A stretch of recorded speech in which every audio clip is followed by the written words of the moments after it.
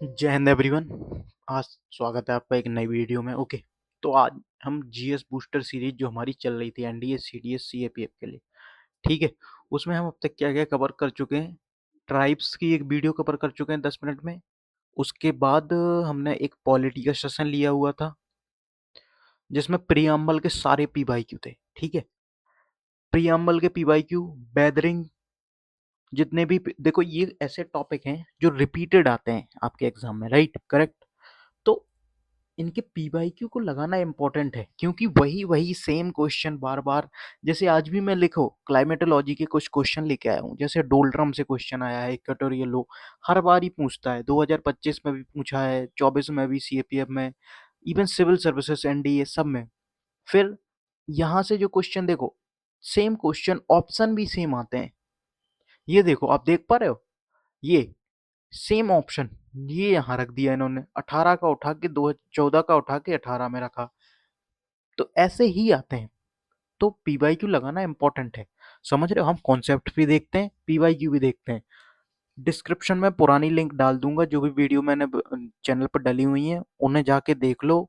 10 से 15 मिनट में आपके कॉन्सेप्ट बिल्कुल टॉपिक क्लियर हो जाएंगे, ठीक है। इतने पीवाईक्यू कोई नहीं लगवाता है इस तरीके से, ठीक है। तो फर्स्ट ऑफ ऑल, चैनल को लाइक एंड सब्सक्राइब करो, do like and subscribe, because it motivate me to do more things to you, right. ठीक है, तो आज की वीडियो शुरू करते हैं विदाउट वेस्टिंग एनी टाइम, ठीक है। तो पहला क्वेश्चन देखो, डोलड्रम आर, डोलड्रम क्या है? 2013, सीपीएफ 2019 और आगे भी पूछा गया है, ठीक है। ये देखो सीपीएफ 2014, 18 और आगे भी। तो पहले हम समझते हैं कि डोलड्रम है क्या, क्लियर है। तो ये बेसिकली प्रेशर बेल्ट को हमें समझना है, अपने जो भी हमारे प्रेशर बेल्ट हैं उन्हें समझना है। तो फर्स्ट ऑफ ऑल ये है आपकी इक्वेटर लो, इक्वेटर है 0 डिग्री पे, ठीक है। तो इक्वेटर लो और डोलड्रम उसी को कहते हैं, डोलड्रम को ही क्या कहते हैं, इक्वेटर लो। यहाँ पर प्रेशर कैसा होता है, प्रेशर यहाँ पे होता है लो प्रेशर, ठीक है। फिर उसके ऊपर आता है सब ट्रॉपिकल हाई, और जिसे हम कहते हैं हॉर्स लैटिट्यूड, ठीक है। यहाँ पे प्रेशर कैसे होता है, तो हाई प्रेशर। फिर सब पोलर लो, तो लो से ही समझ जाओ, लो प्रेशर, ठीक है। फिर पोलर हाई, तो हाई प्रेशर। क्लियर, वो वाइड से ही खेलो। देखो यहाँ पे इक्वेटोरियल लो तो लो प्रेशर, यहाँ पे हाई सब पोलर ट्रॉपिकल हाई तो हाई प्रेशर, यहाँ पे पोलर लो तो लो प्रेशर, क्लियर है, ठीक है। तो डोलड्रम पड़ता कहाँ है, इक्वेटोरियल लो ये पड़ता है अपना कितने डिग्री में, 5 डिग्री नॉर्थ और 5 डिग्री साउथ के बीच में, ठीक है। अच्छा, डोलड्रम और हॉर्स लैटिट्यूड के बीच में जो अपनी विंड्स चलती हैं उन्हें कहते हैं ट्रेड विंड, क्या कहते हैं, ट्रेड विंड, क्लियर है। और जो सब पोलर लो से सब ट्रॉपिकल हाई यानी हॉर्स लैटिट्यूड की तरफ चलती हैं उन्हें हम क्या कहते हैं, उन्हें कहते हैं वेस्टलीज, ओके। क्या कहते हैं, वेस्टलीज, क्लियर है। और यहां से जो विंड्स चलती है ना, पोलर ईस्टर्लीज कहते हैं, क्या कहते हैं, पोलर ईस्टर्लीज, क्लियर हो गया। सब पोलर लो डोलड्रम, सब tropical high horse latitude, clear. और ये सब पोलर लो, ठीक है ना। ये देखो यहां पे समझते हैं आप, जो लोकेशन है आपकी डोलड्रम की, यहाँ एक केवल डोलड्रम को समझाया जाता है, inter tropical convergence, convergence zone इसे बोला जाता है, ठीक है। देखो लोकेशन क्या है, 5 degree north to 5 degree south, ठीक है, इक्वेटोरियल लो, ओके। कंडीशन कैसी है, नो विंड, कैसा बेल्ट है, काम, बिल्कुल काम एयर यहाँ पे होती है, काम एयर चलती है, ठीक है। कोई ज्यादा विंड वगैरह नहीं होते हैं, यूनिफॉर्म लो प्रेशर होता है यहाँ पे। क्लाइमेट कैसा होता है, heavy rainfall, tropical evergreen vegetation, important है। हैवी रेनफॉल होती है और ट्रॉपिकल एवरग्रीन वेजिटेशन पाया जाता है, ओके। क्लियर हुआ, ये चीज क्लियर हो गई। क्वेश्चन देखो, अब क्वेश्चन पे आओ। कह रहा है 2019 के पेपर में कि डोलड्रम आर, डोलड्रम क्या है, पहला ऑप्शन देखो तो इक्वेटोरियल लो, मतलब इक्वेटोरियल काम या इक्वेटोरियल लो कह लो इसे। तो अभी हम पढ़ के आए हैं, ठीक है, क्वेश्चन पहला ऑप्शन करेक्ट है। काम एंड लाइट विंड चलती है, मैंने बताया है कि काम विंड चलती है, कोई विंड ज्यादा वहां पे चलती नहीं है, ओके। तो दूसरा भी सही है। रोरिंग फोर्टीज, ये आपने नहीं पढ़ा होगा अभी, तो इसे देखते हैं। फिर फोर्थ ऑप्शन कह रहा है variable both in position and in extent. ठीक है, तो देखो क्वेश्चन देखो कैसे होता है। आपको ये तीनों चीजें आपको पता है, क्लियर है? ओके, पेन कहाँ गया भाई? ओके, एक सेकेंड। तो देखो, ये आपको पता है इक्वेटोरियल काम, देन काम and light wind. Roaring forties basically equatorial low में नहीं चलते हैं। ये कैसी विंड है? वेस्टर्लीज विंड है। ठीक है, कैसी विंड है ये? वेस्टर्लीज। और डोल्ड्रम की साइड कैसी विंड चलती है? Trade wind. ये वेस्टर्लीज मैंने कहाँ बताया है? सब पोलर लो से हॉर्स लैटिट्यूड की तरफ जो विंड चलती हैं इन्हें कहते हैं वेस्टर्लीज विंड। ठीक है, सब पोलर लो से हॉर्स लैटिट्यूड यानी कि सब पोलर हाई की तरफ। ओके, तो ये वेस्टर्लीज विंड है। अब तीसरा ऑप्शन होगा नहीं, तो तीसरा नहीं होगा तो देखो खत्म हो गया। अरे यार, इसे होता क्या है, एक सेकंड देना। ओके, तो देखो ये इक्वेटोरियल, थर्ड ऑप्शन तो होगा नहीं, तो थर्ड नहीं होगा तो आपका सी ए खत्म, डी भी खत्म और बी भी खत्म। क्या आंसर है? A option, 1, 2 and 4। Roaring forties or westerlies wind. ये 2013 में एनडीए में पूछा गया है। देख लो, डोल्डरम is a calm belt between 5 degree north to 5 degree south of the equator. ठीक बात है, अभी हमने पढ़ा। सेकेंड स्टेटमेंट है the sun rays strike almost vertically over the equator throughout the year. देखो, अब यहाँ पे जो सन की रेज है वो वर्टिकली पड़ती है थ्रू आउट द ईयर, इसीलिए इसको, यहाँ की जो एयर है वो बहुत ज्यादा गर्म होती है और यहाँ से जब गर्म होती है एयर तो ऊपर उठती है। ठीक है, क्लियर है? तो दूसरा ऑप्शन भी इसका करेक्ट है। क्लियर हो गया? तो क्या हो गया? Both statement are individually true and statement two is correct explanation of statement one. तो ए ऑप्शन इज करेक्ट है। क्लियर हो गया? दो क्वेश्चन आपके, दो क्वेश्चन क्लियर है। ओके, आगे बढ़ो। देखो, ये पोर्शन समझ आया आपको? अब देखो, सीएपीएफ 2014 में पूछा गया है, फिर सेम एनडीए 2018 का क्वेश्चन क्या है कि doldrum is a low pressure area. हमें पता है भाई, इक्वेटोरियल लो की तरफ पड़ता है, हमें हमने पढ़ा है। A area around the equator where the prevailing wind are calm. Wind वहां पे काम होती है, ये स्टेटमेंट हमने पढ़ रखा है। ठीक है, सेकेंड स्टेटमेंट देखो, कह रहा है low pressure is caused by the heat at the equator which makes the air rise and travel both northward and southward. बता सकते हो आप? तो भाई दूसरा भी तो सही ही है। लो प्रेशर क्यों होता है? क्योंकि वहां हीट होती है, सन की रेज वर्टिकली पड़ती हैं इक्वेटर पे। ठीक है, और जब वर्टिकली पड़ेंगी तो एयर क्या होगी? हीट। जब गर्म होगी तो वो एयर कैसी होगी? हल्की, और वो ऊपर की तरफ उठती है। कैसी? ऊपर की तरफ। ठीक है, तो नॉर्थ बर्ड और साउथ बर्ड दोनों तरफ। तो क्या ऑप्शन होता है? A option is correct. Both statement is individually true and statement one is correct explanation of statement one. ठीक है, क्लियर हुआ क्वेश्चन? अब देखो, एनडीए 2018 पूछता है कि doldrum is a low pressure area around equator where the prevailing wind are calm. क्या यही ऑप्शन नहीं है? क्या सेम ऑप्शन नहीं उठाया उसने? तो पीवाई क्यू इंपॉर्टेंट हो गए आपके। ये देख लो, Chinook is a hot and dry wind that blows in winter therefore raises the temperature in the short term. तो चिनूक, इसका नहीं पता होगा अगर, तो मैं बता देता हूँ। चिनूक को बोला जाता है स्नो ईटर। कहाँ बोला जाता है? Snow eater. तो विंटर में चलती हैं, ये गर्म हवाएं होती हैं, कैसी? Warm current. ओके, तो both statement are true, 1 and 2। Clear? अब आपकी रिस्पॉन्सिबिलिटी बनती है ना कि ये आप अपने नोट्स में ऐड करो।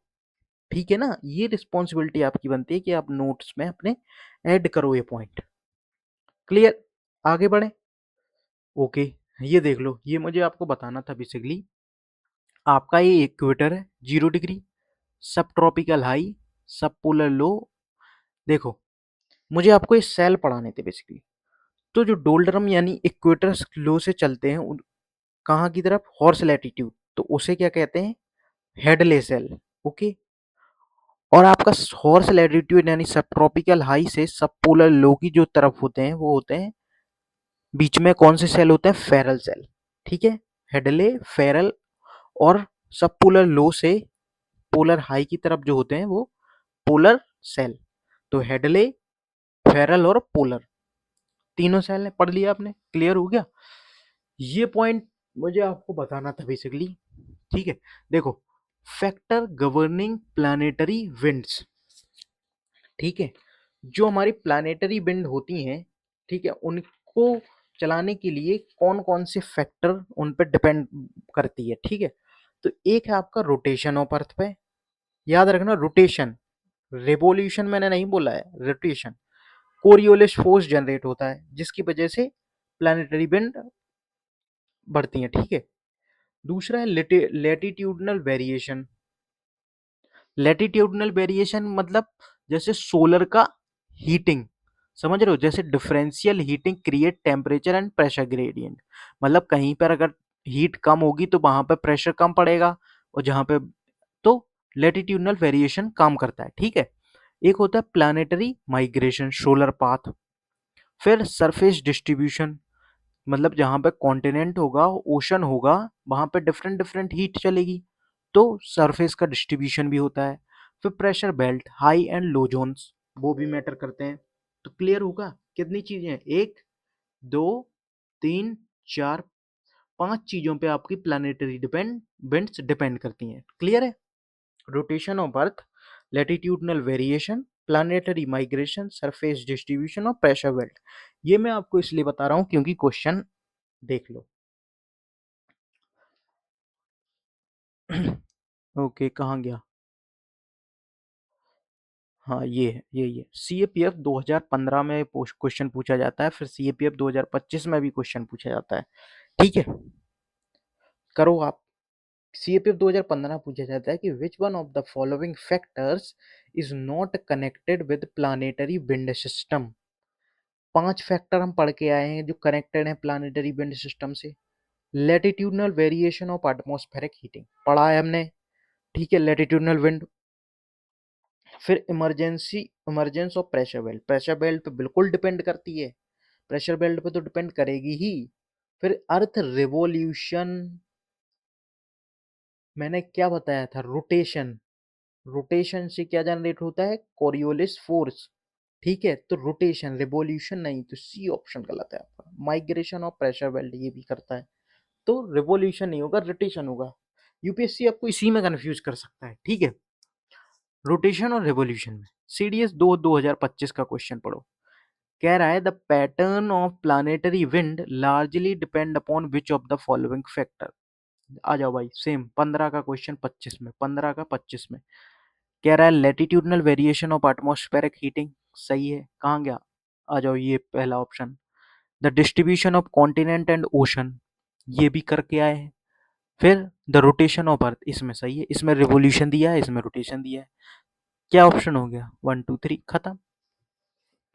लो भाई, ये था क्वेश्चन, ऐसे आते हैं।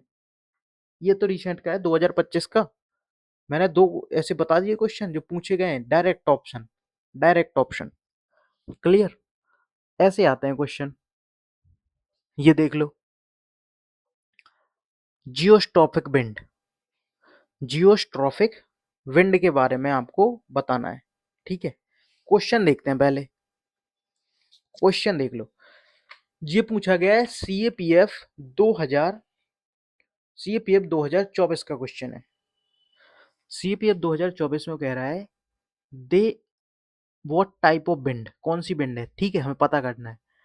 दे occur at upper level in the atmosphere, कहाँ पाई जाती हैं, अपर लेवल में। फिर सेकंड कह रहा है they are subjected to two forces, a pressure gradient force and the Coriolis force. तो दो फोर्सेस से चलती हैं, प्रेशर ग्रेडियंट फोर्स और Coriolis force, okay. When the force balance, air moves at right angle to the pressure gradient parallel to the isobar. तो वो कौन सी विंड है, मोस्ट ऑफ द ने क्या लगाया होगा, jet stream, but jet stream नहीं है, कौन सी विंड है, तो वो है अपनी, अरे यार, एक सेकंड, वो है जियोस्ट्रॉफिक विंड। कौन सी विंड है, जियोस्ट्रॉफिक विंड, ठीक है। आओ यहाँ देखो, यहाँ बताता हूँ। Geostrophic wind occur at upper level in the atmosphere and are influenced by pressure gradient force and the Coriolis force. अब ये पॉइंट आपको अपने नोट्स में ऐड करना है, ये फिर से पूछा जाएगा। फिर देखो, when these two forces balance each other the wind blows parallel to the isobar. ये आपके एनसीईआरटी से बनाए हुए हैं, ठीक है। At the right angle to the pressure gradient force. अब ये ऑप्शन अकेला आपसे पूछा जा सकता है कि when two forces balance each other the wind blows parallel to the isobar at the right angle of the pressure gradient force, उसको जियोस्ट्रॉफिक विंड कहते हैं। क्लियर हुआ? क्वेश्चन क्लियर हुआ? ठीक है ना भाई। जेट स्ट्रीम किसे कहते हैं? तो jet stream also upper level wind, but they are narrow band of strong wind and do not strictly follow the geostrophic wind। ठीक है, क्लियर है? ओके। बेसिकली जो, हाँ ये देखो जेट स्ट्रीम के बारे में पढ़ो, ठीक है। तो जेट स्ट्रीम बेसिकली कहाँ पाई जाती हैं? Upper level of tropopause, just below the tropopause. Tropopause जो होता है ना आपका, ट्रोपोस्फेयर के ऊपर, उसके बिलो के नीचे ही होती है ट्रोपोस्फेयर, ट्रोपोपोज के जस्ट बिलो में जेट स्ट्रीम पाई जाती हैं, ठीक है। 6 से 11 किलोमीटर ऑफ अर्थ सरफेस के ऊपर ही आपको जेट स्ट्रीम मिल जाएंगी। क्लियर है? ये चलती कैसे हैं? तो वेस्ट से कैसी जा रही हैं? ईस्ट की तरफ, देख रहे हो? वेस्ट से ईस्ट की तरफ चलती हैं। कैसे? वेस्ट से ईस्ट की तरफ। कंफ्यूज आपको क्या करेगा? ईस्ट से वेस्ट की तरफ, तो चलती कैसी हैं? वेस्ट से ईस्ट की तरफ। क्लियर हो गया? ओके। एक और पॉइंट आपको बताना था, jet stream do not originate over equator due to similar air mass properties. ये पॉइंट अभी नोट कर लो भाई, कर लो। एक और देखो, समर में जेट स्ट्रीम वीकर होती हैं, कम तेजी के साथ चलती हैं due to lower thermal contract, और विंटर में स्ट्रोंगर होती हैं due to high thermal contract. तो समर में जो जेट स्ट्रीम होती हैं वो वीक होती हैं, विंटर में स्ट्रांग होती हैं, और इक्वेटर पे नहीं ओरिजिनेट करती हैं, याद कर लो, ठीक है। कैसे चलती हैं? वेस्ट के ईस्ट की तरफ चलती हैं। कहाँ पाई जाती हैं? Just below the tropopause. सारे पॉइंट क्लियर हो गए? क्वेश्चन करो भाई। Which one of the following statement with regard to jet stream and upper level troposphere wave is not correct? It is narrow band of high velocity wind. It follow the wave path near the tropopause at elevation of 8 से 15 kilometre. Jet stream are typically continuous over long distance। ठीक है, लंबी distance पे चलती हैं, waste से east की तरफ चलती हैं, और ठीक है 8 से 15 किलोमीटर जस्ट बिलो दी ट्रोपोपोज पाई जाती हैं, बिल्कुल ठीक है। नैरो बैंड होता है, हाई वेलोसिटी, ओके। समर में कह रहा है पोलर फ्रंट जेट, जो जेट स्ट्रीम होती हैं वो मैक्सिमम फोर्स होती है, नहीं भाई अभी पढ़ के आए। कैसी? समर में जो होती हैं वो वीक हो जाती हैं विंड, थर्मल कॉन्ट्रैक्ट के कारण, और विंटर में कैसी हो जाती हैं? स्ट्रांग होती हैं। विंटर में स्ट्रांग होती हैं, समर में वीक होती हैं। देख लिया हमने, समर में वीक, विंटर में स्ट्रांग, और इक्वेटर पे नहीं होती हैं क्योंकि सिमिलर एयर मास के कारण। क्लियर हो गया भाई? क्लियर हुआ? और क्वेश्चन देखो, अब जेट स्ट्रीम से रिलेटेड पूछा जाता है, इसलिए इंपॉर्टेंट टॉपिक है। कह रहा है jet stream are the strong cores of upper level westerly wind which follow the a meandering path. ठीक बात है। The term jet stream was first applied to high velocity upper level wind during World War II। अब भाई ये तो ना आपको पता होता है ना हमें पता होता है, तो हमारा काम बनता है कि हमने ये PYQ देख लिया है तो हम ये पॉइंट अपनी नोटबुक में, जहाँ पे जेट स्ट्रीम का टॉपिक लिखा हुआ है, तो वहां पे ये नोट्स में ऐड करें। इसका आंसर है ए। क्लियर? दोनों ही स्टेटमेंट इसके करेक्ट हैं। तो ये हमारी रिस्पॉन्सिबिलिटी बनती है कि अगर फ्यूचर में इससे कोई क्वेश्चन आता है तो हम उसको, ऑप्शन आता भी है तो हम उसको नेग्लेक्ट कर सकें, ठीक है ना। ये westerlies roaring forties, basically roaring forties के बारे में बताता है, ठीक है। रोरिंग फोर्टीज कौन सी विंड होती हैं? वेस्टर्लीज विंड होती हैं। कैसी विंड होती हैं? वेस्टर्लीज। चलती कहाँ है? नदर्न हेमिस्फेयर में नहीं चलती हैं, कहाँ चलती हैं? सदर्न हेमिस्फेयर में वेस्टर्लीज जो रोरिंग फोर्टीज हैं वो चलती हैं। कैसी होती हैं? वेस्टर्लीज, ईस्टर्लीज नहीं होती हैं, ध्यान रखना, अभी क्वेश्चन में आएगा अभी। ठीक है, वेस्ट टू ईस्ट ही चलती हैं ये। कैसी चलती हैं? वेस्ट टू ईस्ट ही। ओके, जैसे कि जेट स्ट्रीम। ये 2014 का क्वेश्चन देखना, कितना महीन, कितना भी बारीक से पूछा है उसने। पहला क्वेश्चन देखो, ऑप्शन कि roaring forties are strong westerlies wind found in the southern hemisphere generally between the latitude of 40 degree and 50 degree. कितनी बातें उसने बताई हैं? कह रहा है वेस्टर्ली विंड है, फिर कह रहा है सदर्न हेमिस्फीयर में पाया जाता है, फिर कह रहा है लेटीट्यूड 40 डिग्री से 50 डिग्री के बीच में। तीन क्वेश्चन उसने एक ही स्टेटमेंट पूछे और तीनों ही सही है। सेकेंड स्टेटमेंट देखना आप कैसे घुमाता है। कह रहा है the strong east to west are current are caused by combination of air being displaced from equator toward the south, blah blah.